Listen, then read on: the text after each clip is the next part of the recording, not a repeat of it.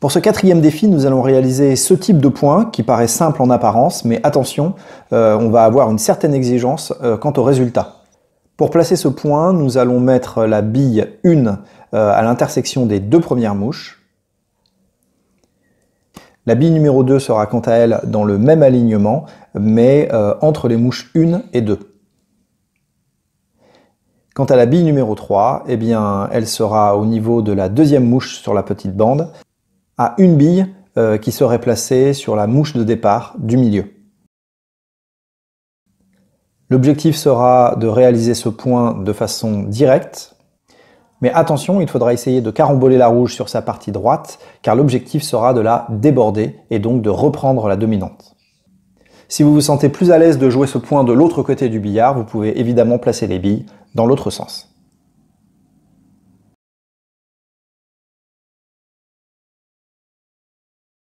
Après avoir joué ce point, eh bien, on pourra obtenir ce type de résultat qui sera validé car, par exemple ici, on obtient un rappel en une bande.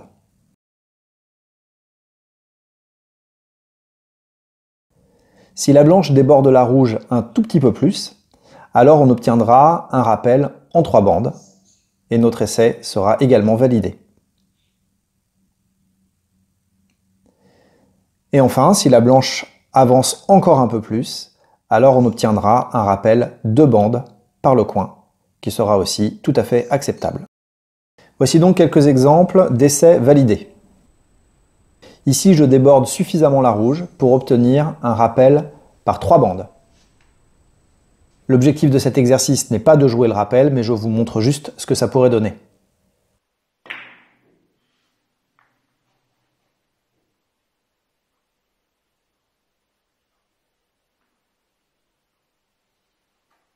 Si j'obtiens une position comme celle-ci, eh bien l'essai sera également validé car ici j'obtiens un rappel, une bande.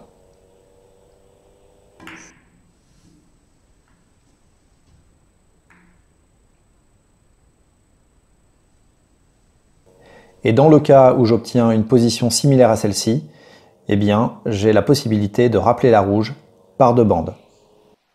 Encore une fois, l'objectif de cet exercice n'est pas de jouer les rappels, mais de simplement être capable d'estimer si la position que j'obtiens à l'issue de mon carambolage est une position favorable pour un rappel ou pas. En revanche, on considérera comme un échec les exemples suivants. Ici, par exemple, je n'ai clairement pas débordé la rouge, ce n'est donc pas validé. Ici, je déborde la rouge, mais trop faiblement. Cela ne me permet pas de la rappeler directement. Il faudrait à la limite que je la double dans la largeur pour espérer la rentrée.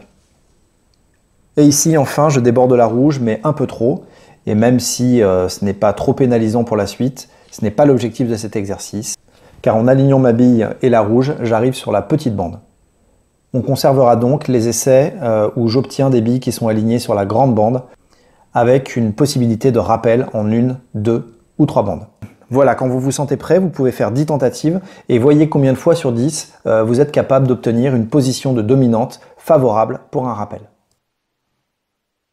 Sur 10 tentatives, si vous avez réussi ce défi plus de 5 fois, alors bravo, vous pouvez passer au défi suivant. Moins de 3 fois en revanche, je vous propose de revenir au défi précédent. Entre 3 et 5 fois, on reste sur le même défi. Bon entraînement à tous et à très bientôt sur Billard CC. On n'est pas des champions, mais on y travaille.